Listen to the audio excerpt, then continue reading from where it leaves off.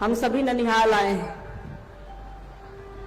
मुझे मालूम है कि आप लोग यहाँ या हम लोग यहाँ चर्चा करने और चर्चा सुनने नहीं आए हैं, सभी को मालूम है।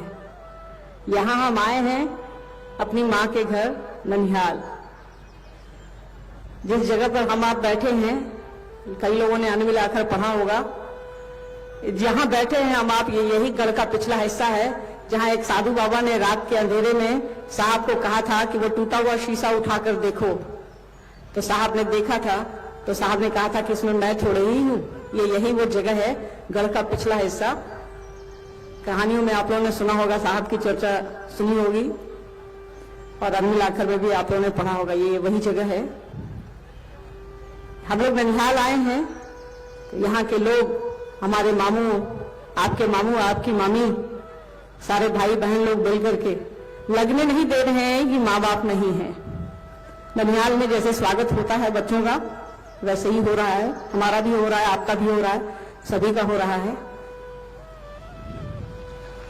तालियां बजनी चाहिए इन लोगों के लिए, निश्चित रूप से तालियां बजनी चाहिए। तो यहाँ हम आप इकट्ठा हुए हैं महादेव गुरु की बात करने को इकट्ठा हुए हैं, पर मुझे मालूम है, हम सबको मालूम है कि बस ये एक औपचारिकता है। यहाँ आए हैं आप और हम इस मिट्टी को प्रणाम करने के लिए, इस धरती को प्रणाम करने के लिए जिसने दी नीलम आनंद को जन्म दिया। साहब का बहुत समय यहाँ गुजरा, साहब का विशेष लगाव है अपने ससुराल से। मेरा, देखिए ये तो बात हो गई अपनों से अपनी बात। मेरा विषय पर आते हैं। मेरा विषय है महेश्वर शिव का गुरु पद। अगर महेश्वर शिव का गुरु पद ना होता तो आज हम आप यहाँ इकट्ठा होते क्या? लाखों की संख्या में नहीं होते। वो गुरु हैं, इसीलिए आज हम आप इकट्ठा हैं। किताबें कहती हैं, सभी शास्त्र पुराण उपनिषद कहते हैं कि शिव गुरु हैं। आप रामायण में उठाकर देखें, महाभारत उठाकर देखें, कोई भी ग्रंथ, हमारे सनातन के जो भी ग्रंथ हैं, धार्मिक हो या आध्यात्मिक हो, सभी में ये बात मिलती है कि शिव को गुरु कहा गया है। शंभवे गुरुवे नमः, शिव पुराण में उसकी जो संहिता है, उसका जो चैप्टर है, उसमें 10वें अध्याय में ये लिखा हुआ है, सकला कल रूपाय संभवे गुरुवे नमः। मतलब जो शरीर में है, जो साकार हैं, जो दिख रहे हैं, और जो शरीर में नहीं है, जिन निराकार हैं, वैसे स्वरूप वाले कल्याणकारी शिव को गुरु कहा गया है, उनको नमन किया गया है। गुरु गीता भी कहती है, जो बहुत फेमस किताब है अध्यात्म की, कि गुरु शिव हैं और शिव ही गुरु हैं। बड़े अच्छे से समझाया हुआ है, जैसा ने समझाया है हमको और आपको, कि गुरु शिव हैं और शिव ही गुरु हैं। उनका ज्ञान ही गुरु है। शिव को पकड़े, उनकी दया को पकड़े, एक ही बात है। हमारे सनातन में चलता है, गुरुर ब्रह्मा गुरुर विष्णु गुरुर देवो महेश्वर गुरु साक्षात पर ब्रह्म तस्मै श्री गुरुवे नमः। गुरु पद को ये श्लोक सबसे बढ़िया तरीके से समझाता है कि गुरु किसको कहा गया है। गुरु परमात्मा को कहा गया है। गुरु में ही वैष्णवी शक्ति है, गुरु में ही ब्रह्मांडी शक्ति है, गुरु में ही संहार की शक्ति है।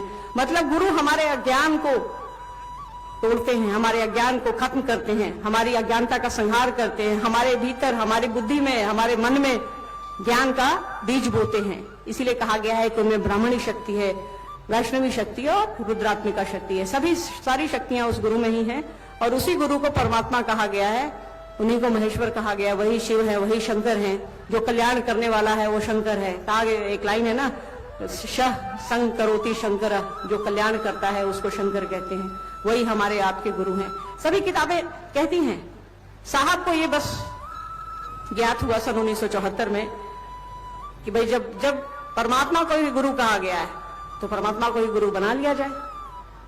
साहब ने ये अपने परिवार में सुन रखा था, दादाजी और दादी माँ से सुन रखा था कि शिव को परमात्मा कहा गया है, और ये श्लोक, इस श्लोक के आधार पर उन्होंने शिव को गुरु बना लिया। और गुरु ऐसा बनाया, रात के अंधेरे में बनाया सन 1974 में, नवंबर के महीने में गांगी श्मशान में। और आज देखिए, एक आदमी ने अंधेरे में शिव को गुरु बनाया, और आज हमारे आपके जीवन में, करोड़ों लोगों के जीवन में रोशनी फैल गई है। तो ये गुरु का पद ही ऐसा है, इनके बिना हम आप कुछ कर ही नहीं सकते हैं। सब कुछ अछूता है। ज्ञान नहीं है तो हम आप कुछ नहीं कर सकते हैं। सारी चीजें ज्ञान से रिलेटेड है। हमको और आपको मोबाइल मिल जाए, कोई अगर नहीं बताए कि ये ऑन कैसे होगा, ऑफ कैसे होगा, नंबर कैसे लगेगा, तो हम आप कुछ नहीं कर सकते हैं। तो ज्ञान गुरु देते हैं। अब ज्ञान किस संदर्भ में हमको और आपको चाहिए, ये थोड़ा समझने की आवश्यकता है कि मोबाइल सीखना है, जगत सीख रहा है, या शिव को सीखना है। उनको बस समझा ही जा सकता, साधा तो जा नहीं सकता। तो उनसे दया पाने के लिए साहब ने हमको और आपको 3 काम बताया कि शिव का गुरु पद तभी परिभाषित होगा जब उनके शिष्य होंगे। साहब की बात याद रखिए, दीदी माँ की बात याद रखिए। उन्होंने कहा है कितना अच्छा गुरु है, उसका चेला ही नहीं है। साहब ने जब शिव को गुरु बनाया, चमत्कार सीखने के लिए बनाया, उन्होंने कहा महादेव से, मैं जानता हूं कि आप मुझे चमत्कार नहीं सिखाएंगे, फिर भी मैं आपको छोड़कर नहीं जाऊंगा। तो जब गुरु बढ़िया मिलेगा तो वो चेला को ढूंढ लेगा। साहब ने लिखा शिष्यानुभूति में, गुरु शिष्य की तलाश करते हैं। गुरु बढ़िया होगा, चेला ढूंढ लेगा उसको। चेला को गुरु ढूंढने की जरूरत नहीं है, खुद ही गुरु ढूंढ लेते हैं। तो इस पद की सार्थकता ही यही है कि हम आप हों। कोई माँ है तो उस शब्द की सार्थकता यही है कि उसके बच्चे हैं, वो किसी से प्रेम करती है, कोई उसकी संतान है। तो वैसे ही गुरु शब्द ही ऐसा है जिसका अर्थ है कि चेला है, शिष्य है। कोई डॉक्टर है मतलब मरीज है, रोगी है। तो ये समझना होगा कि अगर गुरु का पद है मतलब चेला है उसका। तो सनातन से ही चला आ रहा है शिव गुरु का पद। उनको विश्व गुरु कहा गया, गुरुओं का गुरु कहा गया, गुराधिपति कहा गया, सब गुरुओं का अधिपति कहा गया। तो उनके शिष्य बनने की बस प्रक्रिया चल रही है। किसी ने बताया नहीं हमको और आपको। ये तो साहब और दीदी हैं जिस धरती पर आए और उन्होंने कहा शिव को गुरु बनाइए, इसके लिए उन्होंने 3 सूत्र दिए। तो इस शब्द को परिभाषित करने के लिए, इस शब्द को पकड़ने के लिए ही, इस भाव को पकड़ने के लिए उन्होंने 3 सूत्र दिया है हमको और आपको। 3 सूत्र नहीं होता तो गुरु शिव हैं ये मात्र किताबों में रह जाता।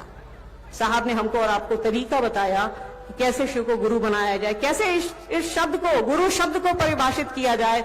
चेला होगा तभी कोई गुरु है, शिष्य होगा तभी कोई गुरु है। शिव है हमारे आपके लिए, वो हमको और आपको सिखाते हैं, आचरण से सिखाते हैं, इसीलिए उनको आचार्येंद्र कहा गया है, जगताचार्य कहा गया है। वो तो उनके उनका जो पोजीशन है इस संसार में, जो उनकी एक जगह जो है वो गुराधिपति की है, गुरुओं के अधिपति है। परमात्मा है, परमेश्वर है, महेश्वर है, सब कुछ वही है। इसके साथ साथ वो गुरु भी हैं। रामायण में कहा गया है कि गुरु कैसा हो तो शंकर जैसा हो, शंकर रूपिणो, मतलब जो पहले से है उसी से आप तुलना कर सकते हैं। हम आप एक दूसरे की खूबसूरती की तुलना करते हैं ना चांद से। कहते हैं ना कि परसों धूप बहुत अच्छी निकली थी, ये नहीं कहते कि आगे 2 दिन बाद धूप बहुत अच्छी निकलेगी। जो हो गया है उसी के बारे में तुलना करते हैं। तो कहा गया है गुरु शंकर रूपिणो, तो गुरु कैसा हो, शंकर जैसा हो, मतलब वो पहले से गुरु हैं, तभी उनकी तुलना हो रही है, तभी उनकी उपमा दी जा रही है। महाभारत में भी कृष्ण के गुरु उपमन्यु हैं। उपमन्यु ने कहा कि जिसके जीवन में एक पल भी शिव नहीं आए उसका जीवन बेकार है। तो ये महादेव का गुरु पद ही ऐसा है कि उनके बिना हम आप अधूरे हैं। जब तक ज्ञान नहीं लेंगे तब तक ये संसार चलेगा नहीं। इसीलिए वो दुनिया के सबसे बड़े गुरु हैं, क्योंकि उन्होंने हमको और आपको बनाया है। जिसने बनाया है उससे अच्छा गुरु कोई नहीं हो सकता है। तो यही है शिव का गुरु पद। ज्यादा कुछ कहने को नहीं है। साहब दीदी आपको समझा रहे हैं, आप समझ भी रहे हैं, हम आप सभी समझ रहे हैं इस दिशा में, इस विषय पर। उन्होंने किताबें लिखी हैं, शिष्यानुभूति लिखी है, उनकी लाखों शिव चर्चाएं हैं, यूट्यूब पर उपलब्ध हैं। माँ की तो थोड़ी कम है, सुनिए, समझिए, उनकी पुस्तक पढ़िए और आपस में साथ मिलकर के आगे बढ़िए। ये साथ चलने की विधा है। भगवान शिव की शिष्यता साथ चलने की विधा है, एक साथ चलने की विधा है, प्यार से चलने की विधा है, प्यार की विधा है। तो एक साथ चलिए, सुरक्षित रहिए, सुरक्षित जाइए।